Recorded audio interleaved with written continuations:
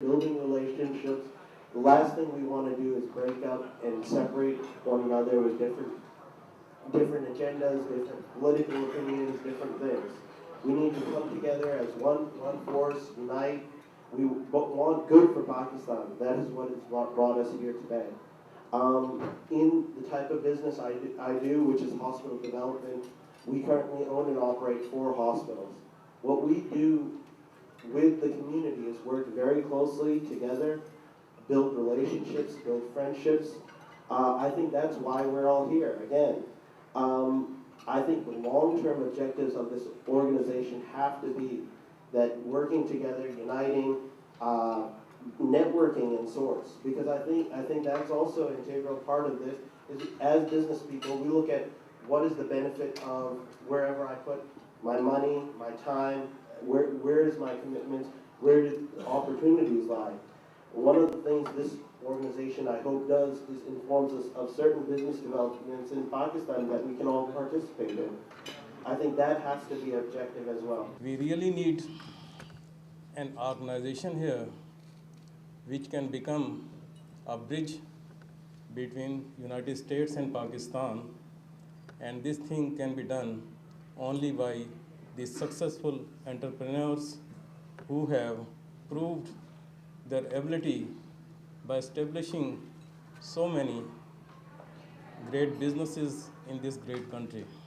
I have lived in Washington and then I went back to Pakistan and got into the Senate. I completed my term, I'm back in the area. 3, I think, areas that have been already identified, which needs your attention, in addition to, of course, strengthening U.S.-Pakistan trade. One, of course, flood. Most of you have already spoken about that. And the second is, of course, security situation that's costing a lot of money to Pakistan, particularly Pakistan participation and collaboration to U.S. and NATO forces, war against terrorism. That has cost us a lot of money, which has a major impact on the economy. And in fact, Pakistan is not attracting investors because of the security situation. So we have to bring this to the attention of the lawmakers here, that the impact of this war against terror, particularly Pakistan participation in collaboration with the NATO and allied forces, has been, Pakistan became a victim. So it's not only the flood that has affected our economy. When I entered, somebody was asking me, what's the GDP of Pakistan? Pakistan was progressing quite well. In fact, this flood situation has worsened, our growth. And of course, it has a major impact on the economy. Our fiscal space is very limited. Most of the programs that was targeted to the public sector development program, now we have to redirect them to, of course, relief and rescue efforts. I think we've done a great job of getting together. Again, this is just in its infant stages, and we certainly have to take the next step forward by getting involved, like Nadeem said, in local politics, plus conveying our message to the local politicians, and also improving on the trade. As Senator Sherman said, that there's a $5 billion trade right now between Pakistan and U.S., and I think we'll have to come up with creative ideas, plus improve our relationship with the local politicians in order to improve that number. The objective should always be to make Pakistan self-sufficient, and I think we all have to will have to work towards it. Something that I'd like to bring together what's been said by others, which is that we most of us span 2 countries, and maybe it's the poet in me that sees the floods in Pakistan and the misery that they have caused, and actually out of misery comes a potential for radical change, I hope, in the business environment, and also the economic floods in this country, which is, for many of us, our country of adoption.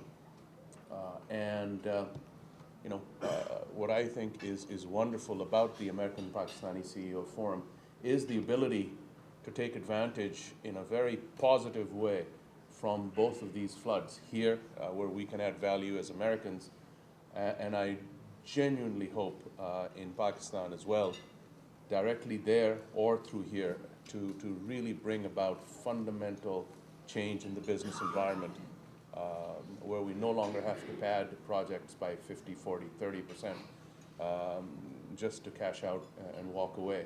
Rather have a normal business process that that really does good for the country. It always helps us who live here in DC and who work. I work every day with meeting with members of Congress and their staff.